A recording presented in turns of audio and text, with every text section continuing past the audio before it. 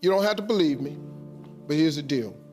If you keep doing what you've been doing, you're gonna keep getting what you've been getting. If I just told you a different way to go about it, you don't need no money. I just gave you some scriptures you could try and some principles. If somebody who had come from the bottom and got to this position I'm in told me that this is the way I would try it, if I was you, I would try that. I bet you it'll work though.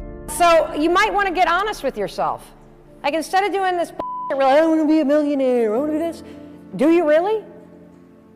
Because you can make it happen. You actually can.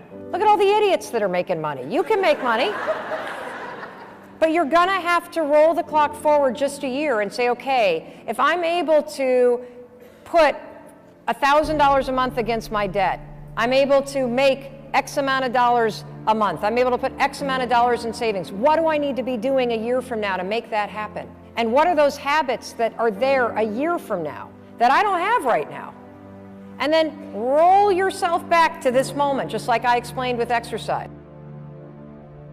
So I'm here to really tell you, I don't have any new lessons. I don't have any new lessons. But I often think that it's not the new lessons, but so much as it is really learning the old ones again and again. Let me teach you something. How many of you have a dog?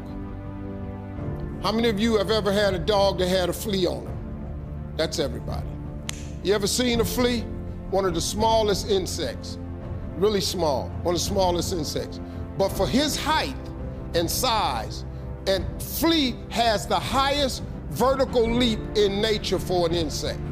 A flea can jump, has a 36-inch vertical. A flea, man, can come 36 inches off the ground. His vertical is 36. The average person can't do that. But a flea can jump 36 inches off the ground. If you capture the flea and you put him in a mayonnaise jar and you put the lid on it, the flea know one thing. I got a 36-inch vertical. So here he go. He start jumping, but he gonna hit himself on that lid because he got that lid on it. But after a while, after getting knocked down so many times, the flea makes an adjustment. So now the flea only jumps just to where he don't get knocked back down. He got 36 vertical, but since this lid is on, his environment got him now jumping nowhere near what he can. Capture some more fleas and put them in there. They got 36 verticals, but then they start jumping, they find out they keep getting knocked down, they start doing what the other fleas is doing. Next thing you know, I got a jar full of fleas in there, ain't even using a 36-inch vertical, because they got a lid on the jar. Them fleas have babies. Them babies is born into the conditions of the environment. So now guess what? The flea is born with a 36-inch vertical, but because he see his mommy and daddy and all his cousins and friends jumping just barely to the roof, you know what he do? He duplicates that behavior. The flea never reaches his potential. Until you take the top off of your mayonnaise jar, you're gonna duplicate your surroundings.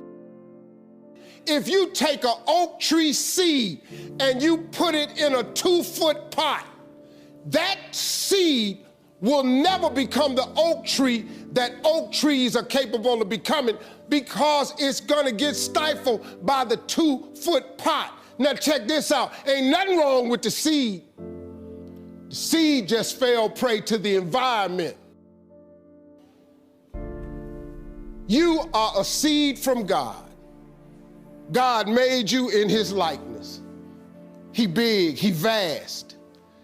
Don't you allow your environment to dictate the oak tree that you become. Because ain't nothing wrong with your seed. All of y'all got this wonderful gift that he gave you at birth. All y'all got one, you better believe that now. Don't die with this gift and don't never use it. All of y'all got this wonderful gift, but you gotta use it. Take your seed, take your gift. Get away from these people that's in your life that ain't doing nothing. Get away from people in your life that's hating. Get away from your family members that ain't ever opened a business. Get away from your family members that ain't ever followed their dream. Get away from your family members ain't never been nowhere but to the family reunion. Ain't never been to a beach. Get away from them. Staying with somebody that treats you like garbage is a decision. It is.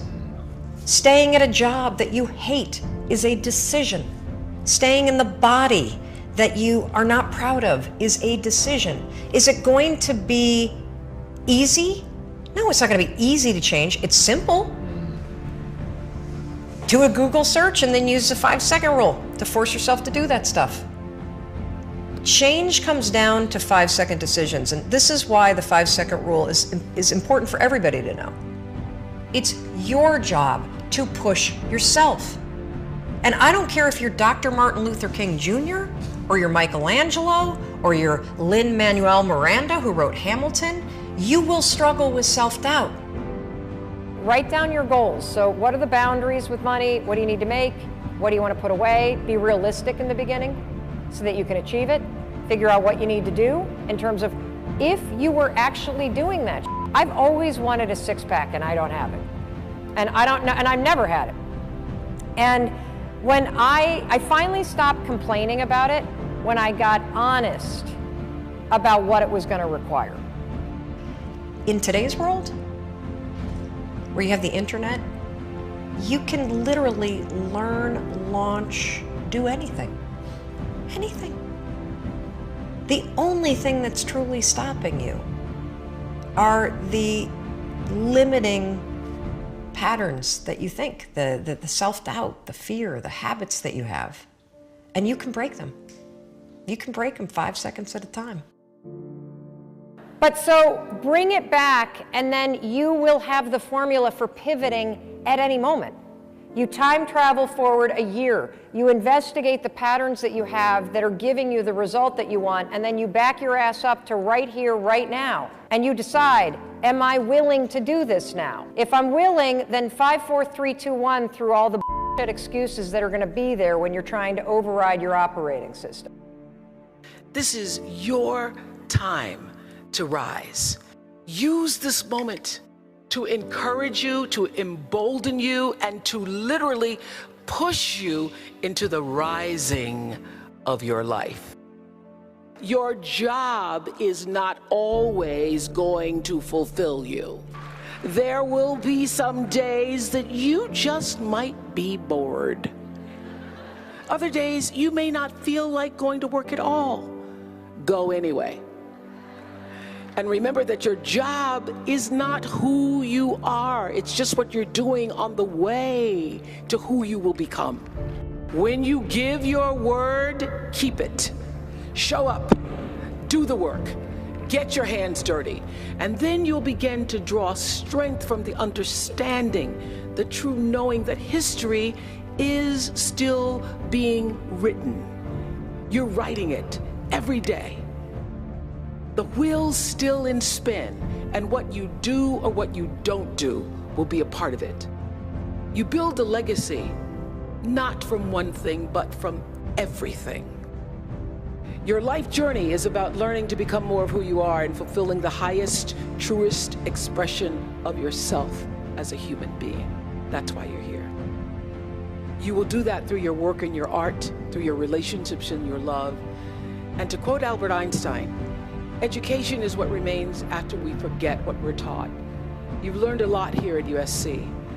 And when all that you've been taught begins to fade into the fabric of your life, I hope that what remains is your ability to analyze, to make distinctions, to be creative, and to wander down that road less traveled whenever you have the opportunity. And I hope that when you go all in. What I've learned all these years is that we're not supposed to match it or even get locked into resisting or pushing against it. We're supposed to see this moment in time for what it is. We're supposed to see through it and then transcend it. You make the choice every day, every single day, to exemplify honesty, because the truth, let me tell you something about the truth. The truth exonerates and it convicts. It disinfects and it galvanizes.